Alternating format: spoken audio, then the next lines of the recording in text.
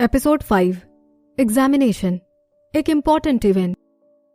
तरुण समझ गया था कि वो उसे क्यों देख रहा है। वो थोड़ा हंसते हुए कहता है, अब हम एग्जामिनेशन स्टार्ट करने जा रहे हैं। तुम सभी एक एक करके अपने आप को इंट्रोड्यूस करो पहले। तरुण ने ये बात कहते हुए अपने फाउंटेन पेन से उस ग्रुप को इशारा किया जिसमें ट्रेनीज थे। अब तान्या के पास और कोई चॉइस नहीं रही और उसे चुप होना ही पड़ा। ट्रेनी नंबर 67, जो कि विधि के साइड में थी, वो एक स्टेप आगे बढ़ती है और कहती है, गुड मॉर्निंग एग्जामिनर्स, मेरा नाम जोया है। मैं नंबर 67 हूं। मैंने लास्ट ईयर ही वेवे डांस कंपनी ज्वाइन की और मेरा इंटरेस्ट। तरुण उसे बीच में ही रोकते हुए कहता है, नेक्स्ट। जोया को कुछ समझ नहीं आया और वो जल्दी से पीछे हो गई। विधि को पीछे मुड़ने की जरूरत नहीं थी ये देखने के लिए कि जोया कितनी नर्वस हो गई थी। वो चुपचाप अपना सर हिलाती है। कभी कभी खुद को ज्यादा ही एक्सप्रेस करने का रिजल्ट उल्टा भी हो जाता है। ये तो सिर्फ एक छोटा सा एग्जामिनेशन था। यहां खुद को इंट्रोड्यूस करवाने का मकसद था ट्रेनीज की पोलाइटनेस और नेचर टेस्ट करना। भला किसको इंटरेस्ट होता उनकी पूरी लाइफ स्टोरी सुनने में। विधि ये सोचते हुए आगे बढ़ी और खुद को इंट्रोड्यूस किया। विदुषी, सेकेंड ईयर, क्लास सी। एक शॉर्ट और सिंपल इंट्रोडक्शन जो कि तरुण के लिए भी और उसके लिए भी आसान था। तरुण ने थोड़ा टाइम लिया विधि को देखने के लिए, इससे पहले कि वो नेक्स्ट से कंटिन्यू करने को कहता।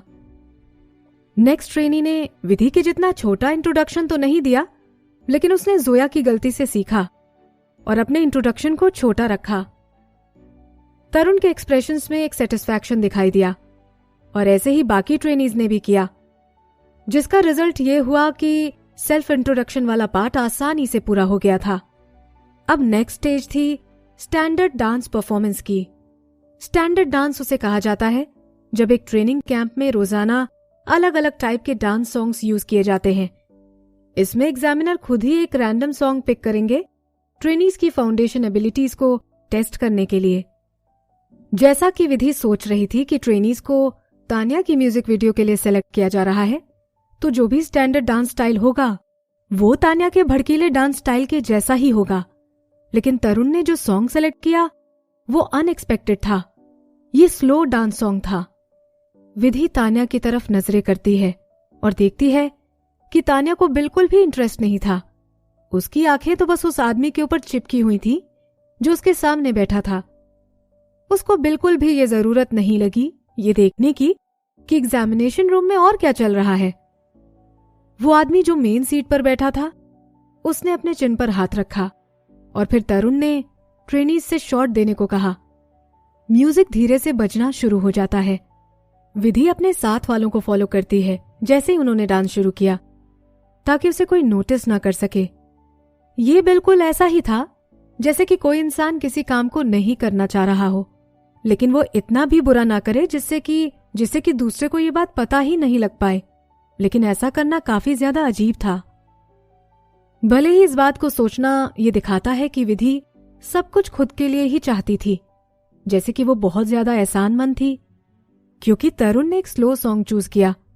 अगर वो कोई भड़कीला गाना पिक करता जिसमें कि विधि की स्ट्रेंथ थी और उसमें सिर्फ एवरेज परफॉर्मर की तरह नाटक करना उसके लिए बहुत ज्यादा टॉर्चर हो जाता।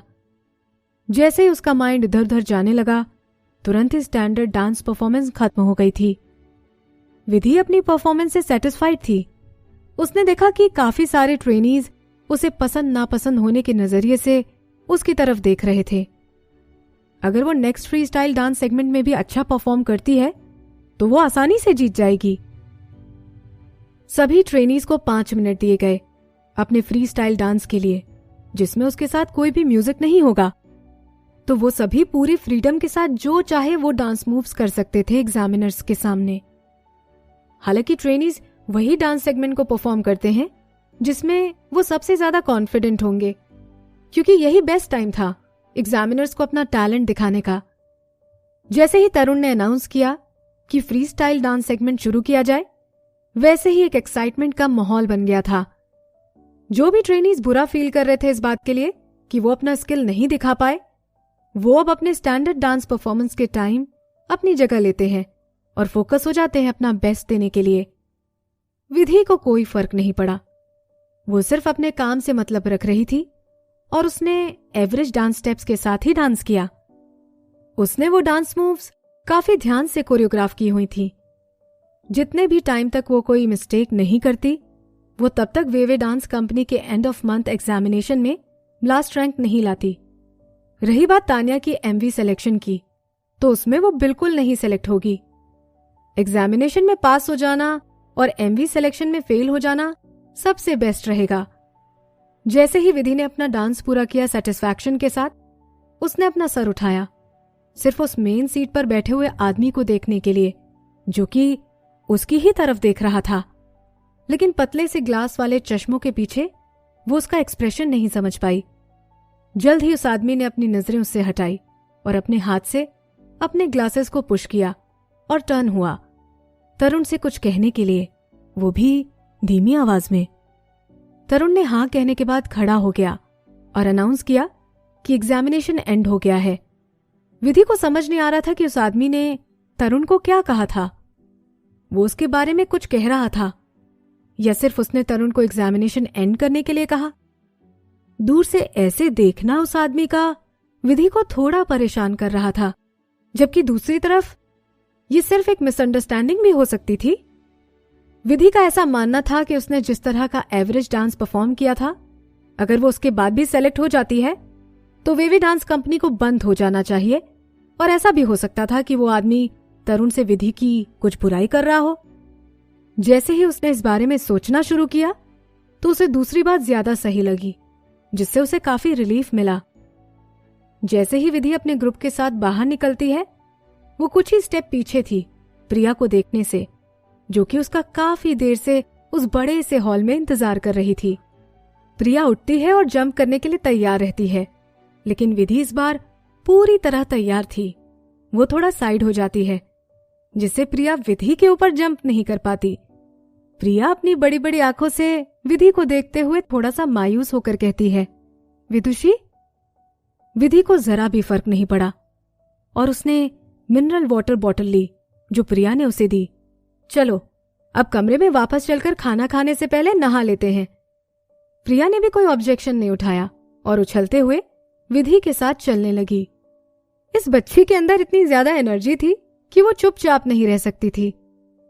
विदुषी, विदुषी, तुम्हें क्या लगता है कोई चांस है सेलेक्ट होने का?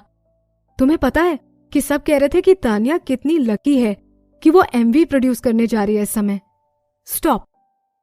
विधि को अपने सर में एक तेज दर्द महसूस होता है। वो रुक जाती है और प्रिया की तरफ देखते हुए कहती है, मैंने बहुत ही बुरा परफॉर्म किया, कोई भी चांस नहीं है कि मैं सेलेक्ट हो जाऊंगी। प्रिया चुप हो जाती है। उसके बाद ही उसके छोटे से फेस पर पूरी तरह मायूसी छा जाती है।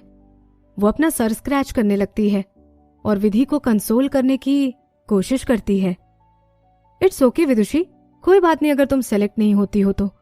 ऐसे तो बहुत सारे चांसेस आएंगे, तुम्हें इतना सैड होने की जरूरत बिल्कुल भी नहीं है। ओह माय गॉड, विधि भला कुछ भी हो लेकिन सैड तो नहीं थी। विधि उस बहुत ही ज्यादा तंग करने वाली बच्ची की तरफ देखती है और विश करती है कि काश वो प्रिया को अच्छे से बांधकर उसे यहां से 1000 किलोमीटर दूर फेंक दे। वो खुद को कंट्रोल करते हुए धीरे से कहती है, मैंने कभी भी तान्या को पसंद नहीं किया, मैं उसकी एमवी में काम करना नहीं चाहती। उसे हल्की सी हंसने की आवाज सुनाई दी। ये कौन है? विधि अलर्ट होकर मुड़ती है और देखती है कि उसके पीछे एक काफी ऊंचा पेड़ है जिस पर बहुत सारी लीव्स हैं। उस प्लांट के पीछे एक कॉर्नर था रेस्ट करने के लिए। वहां एक सोफा रखा हुआ था जिसमें एक आदमी आराम कर रहा था। उस आदमी ने वेल फिटेड व्हाइट शर्ट और ग्लासेस लगाए हुए थे। ये तो वही आदमी था जो कि उस मेन सीट पर बैठा हुआ था एग्जामिनेशन रूम में। वो कॉफी का कप पकड़ते हुए दूर से ही विधि की तरफ टोस्ट का इशारा करता है। विधि और उसकी आंखें थोड़ी देर के लिए आपस में मिलती हैं। दूर जाने से पहले उसके फेस के एक्सप्रेशन उड़ गए थे। उसने सिर्फ एक शब्द कहा प्रिया से, गो। प्रिया कंफ्यूज होकर उसके पीछे आने लगती है। विधि, क्या ये आदमी वो? वो आदमी जो भी हो, उससे मुझे क्या करना। एक बार मरने के बाद ऐसा लग रहा था कि उसकी सारी क्यूरियोसिटी उसी के साथ मर गई है। अब वो बस अपनी लाइफ को बिना किसी इंटरेस्टिंग इवेंट के साथ जीना चाहती थी।